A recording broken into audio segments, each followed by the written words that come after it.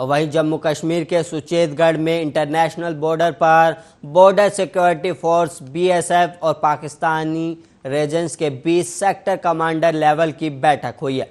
और बैठक के दौरान बीएसएफ के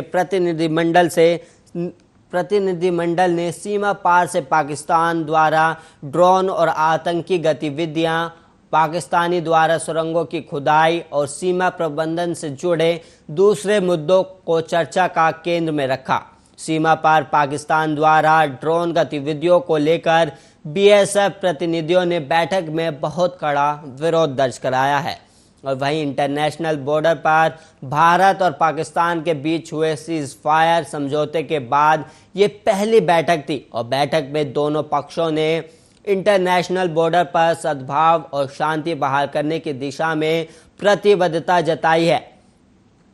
और वहीं बीएसएफ ने अपने बयान में इस बात की भी जानकारी दी कि आपको बता दें कि साल 2003 में और भारत और पाकिस्तान के बीच एलओसी पर युद्ध विराम को लेकर समझौता हुआ था, लेकिन पिछले कई सालों से इस पर अमल नहीं किया जा रहा था। अब दोनों देश इस पर अमल करने के लिए भी तैयार हैं। और वहीं गौरतलब है कि पाकिस्तान भले ही सीज फायर के समझौते पर अमल करने की बात करता हो, लेकिन उसकी कथनी और करनी में ज़मीन आसमान का अंतर है।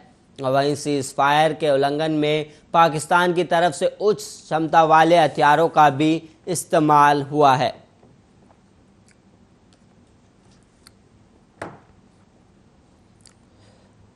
और वहीं दिल्ली में 3 महीने से ज़्यादा समय से बंद पड़े सिनेमा घरों और स्पा को बड़ी राहत मिली है। सरकार ने अनलॉक 8 को लेकर गाइडलाइंस जारी कर दी है, जिसके तहत सिनेमा हॉल और स्पा सेंटरों को खोलने की इजाज़त दे दी गई, लेकिन शर्तों के साथ। इसके साथ ही दिल्ली मेट्रो और बसों से सफ़र करने वाले लोगों को भी राहत दी गई है।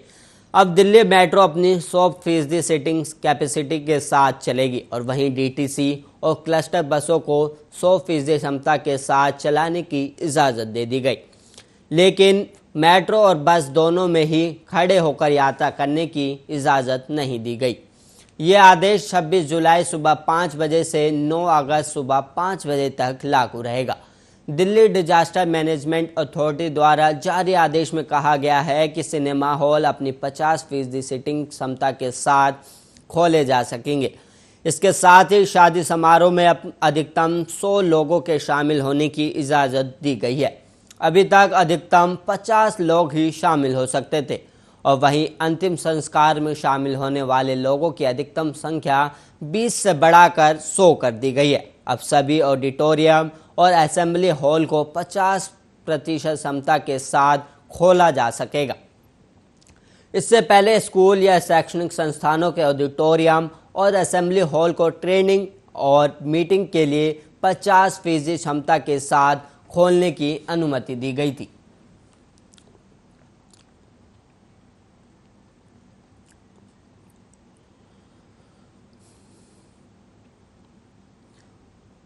भारत में कोरोना की तीसरी लहर आने की संभावना जताई जा रही है। कई राज्यों ने इसको लेकर तैयारियां भी जारी कर रखी हैं। इसी बीच देश की कोविड आपातकालीन रणनीति तैयार करने वाली अधिकारियों की टीम ने केंद्र सरकार से कहा है कि तीसरी लहर के दौरान कोरोना के दैनिक मामलों की संख्या 50,000 के पार नहीं जानी चाहिए। उन्होंने आगे कहा कि कोरोना केस को रोकने के लिए सभी कदम उठाए जाने चाहिए। अधिकारियों ने आगे कहा कि कोविड-19 की तीसरी लहर के दौरान 4 से 5 लाख मामले प्रतिदिन सामने आ सकते हैं। ऐसे में कोविड-19 टीकाकरण अभियान में और तेज़ी लाने की ज़रूरत है। इसके अलावा अस्पतालों में मेडिकल इक्विपमेंट्स बढ़ाने की ज़रूरत है।